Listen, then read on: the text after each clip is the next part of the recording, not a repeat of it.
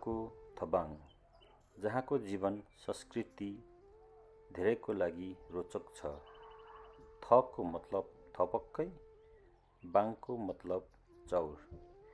यहाँ दुई जातको मानिस बसोबास गर्दछन्, दलित र मगर मात्र।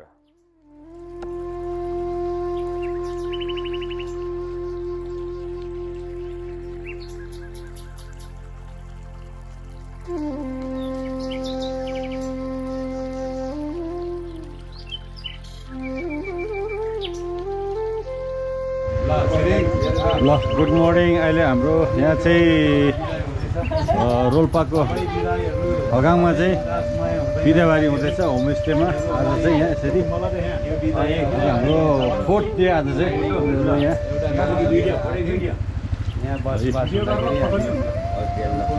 अब हामी फेरि हगाङको होमस्टेबाट ब्याक टु अब हामी लागेको छु। ड्रोन सट हानेको छु, तैपनि त्यो ठाउँ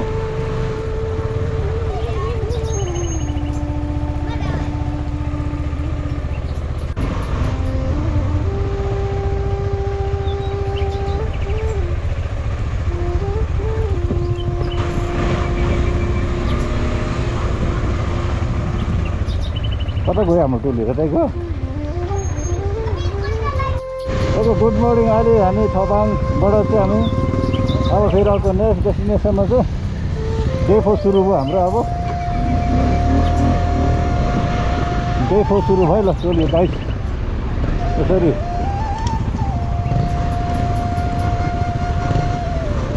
हिजो हामी लड्दै पर्दै भयो नि आइयो। यस रमाइलो भयो छ। अगाडि गइँदैछ अबसम्म हाम्रो डे 4। यहाँ चाहिँ अहिले माथि बाटो बन्द भएर झोलुङ्गे पुलबाट तार्नु पर्ने रहेछ। त्यसले गर्दाखेरि ल टोलीहरूले तार्दैछ यसरी पाले पालो। ल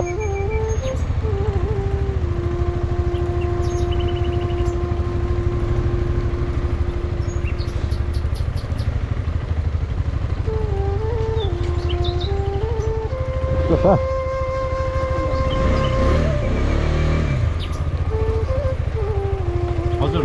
म लाग्छु। ल यतै मान्छे नलड भाइ। के ल ल यो पनि पहिला नि तारेको, अब अलि तार्नुपर्ने भयो। ल सर यसरी झोलुङ्गे पुलमा है। ल ल यो पनि एउटा मौका पाइन्छ तार्नलाई। पनि तार्ने मौका पायो, यो पनि एउटा एक्सप्रेस हो नि त। ल यसरी घरिघरि यसलाई भन्छ च्यालेन्जिङ भन्छ एउटा राइडिङ होइन। ल आज गोली र राइडिङको डे 4। टोलीहरू चाहिँ यहाँ मजाले बाइक राखेर पारि एउटा हिमाल, यस्तो राम्रो हिमाल देखिएको छ।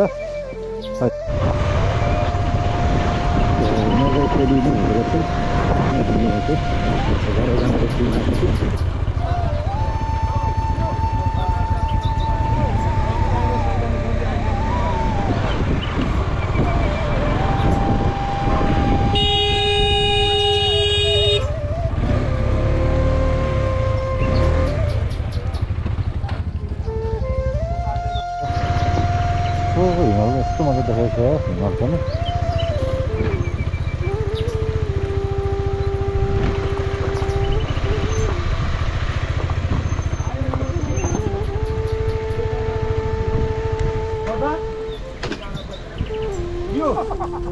ल अहिले हामी चाहिँ यो टक्सरा आएको त्यो बाटो चाहिँ फाइदै छ। त्यही पनि हामी अहिले आइपुगेको छौँ।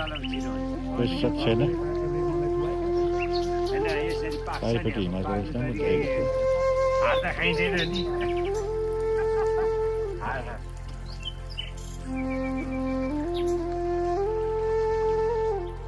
ल यो गाडीले मान्छे बोकेकोलाई हेर्नुहोस् ल। भफ्रे डाँडामा पनि नै छ मान्छे त। भफ्रे यो जुन मैले जुमिङ गरेर तान्दैछु जुन यो चाहिँ अब 14,512 यहाँ पनि हेर्ने अवस्था।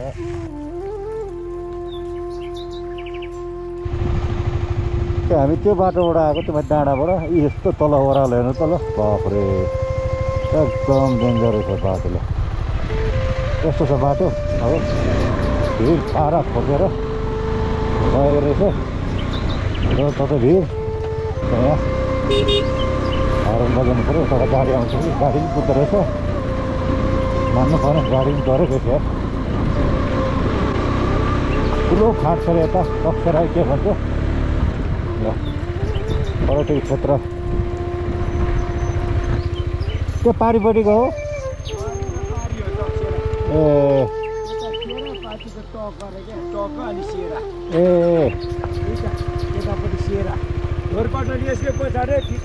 यो डाँडा पछाडि ढोरपाटन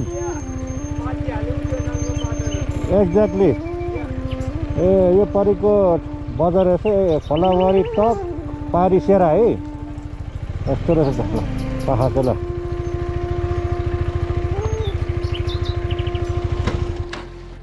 ओके यो पारिपट्टि देखेको गाउँ चाहिँ यो चाहिँ टक रहेछ अनि यो मुनि चाहिँ उत्तर गङ्गा नदी कलकल बगिरहेको सो यो खोलावारीपट्टि चाहिँ सेरा भन्दो रहेछ ओके पारिपट्टि टक अनि वारी सेरा टक सेरा यो एरियालाई टक सेरा भन्दो रहेछ है तल गाई अब यहाँ पनि झोलङ्गे पुलबाट चाहिँ हामी टकतिर जाने मलाई तर है अहिले पनि गएको अरू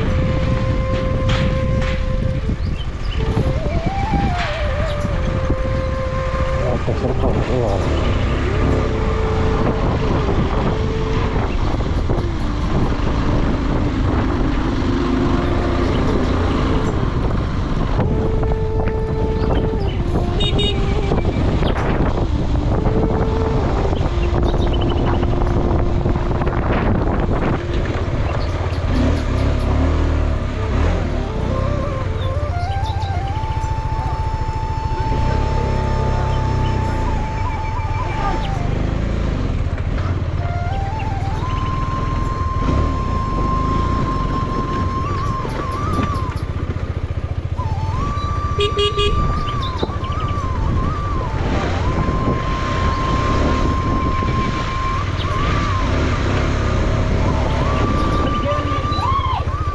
नहीं हो बिस्तारै आउँछ नि हुइकाएर लिएर आउँदैछ आउनु त टक रहेछ नि त टक रुकुम पूर्व तेह्र पारे सेरा चाहिँ ल हामीले अहिले चाहिँ पूर्वी रुकुम टक भन्ने एरियामा आएपछि टोटली पछि चाहिँ हिउँ पर्छ यो एरिया चाहिँ यो चाहिँ समुद्र सतहबाट चाहिँ 2200 मिटर हाइटमा छ यो चाहिँ अहिले 2200 मिटरमा छ सोले गर्दाखेरि अहिले हामीलाई चाहिँ खाना भयो अब कफी खाइन्छ अन्त हिँडिन्छ फेरि ल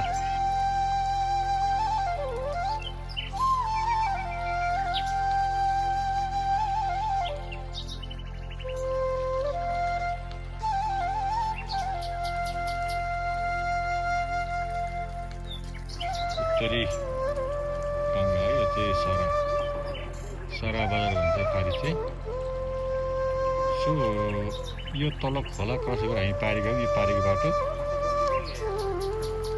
यो बजारलाई टक भन्दछ अनि वारी सरा टक सरा सोले गर्दा यो बजार अहिले हामी यहाँ चाहिँ खाना खाएर आएको टिम सो अब हामी चाहिँ फेरि ब्याक टु रुकुमकोट बजार ओके गुड इभिनिङ अहिले हामी गोरिल्ला राइडिङ टिम चाहिँ 11 जना हामी चाहिँ अहिले पूर्वी रुकुम सदरमुकाममा आइपुग्यो यो रुकुमकोट अर्कै यो तल देख्ने चाहिँ सदरमुकाम बजार तल देख्न सक्नुहुन्छ आजको हाम्रो बस यहीँ हुनेछ ओके गुड इभिनिङ अहिले चाहिँ हामी पूर्वी रुकुमको सदरमुकाम आइपुगेको छु जुन चाहिँ यो चाहिँ अब कमलदह निकै ठुलो कमलदह छ लास्ट इयर पनि आएको थिएँ सो अहिले पनि आउने अवसर मिल्यो भन्नु पऱ्यो सो यो निकै ठुलो भएको अवस्था छ Kamaldah okay good evening right अहिले हामी चाहिँ डे 4 को हाम्रो हार्बरिङ चाहिँ पूर्वी रुकुमकोटको सदरमुकाममा आइपुगेको अवस्था लास्ट इयर पनि यो लेक सिटी होटलमा बसेको थियो। सो त्यसपालि पनि अवसर मिल्यो यहाँ नै आउने। ओके, अब हाम्रो फेरि भोलि डे 5 सुरु हुन्छ अर्ली मर्निङ। यस्तै छ गाइज हो ल।